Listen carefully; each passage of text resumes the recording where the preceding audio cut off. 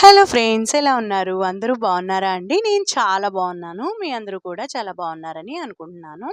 ఇక్కడ సోప్ చూసారు కదండీ! మనం చికెన్ చేసుకునేటప్పుడు మసాలాల్లో సోప్ కూడా యాడ్ చేసుకున్నామంటే చాలా బావుంటుందనమాట టేస్ట్. అందుకని చెప్పేసి ఇక్కడ మసాలా పౌడర్‌లో నేను సోప్ కూడా యాడ్ చేసి మసాలా పౌడర్ రెడీ చేసుకున్నాను. ఇంకా అల్లం వెల్లుల్లి పేస్ట్ కూడా రెడీ చేసుకున్నాను. చికెన్ మ్యారినేట్ చేసి పక్కన పెట్టాను.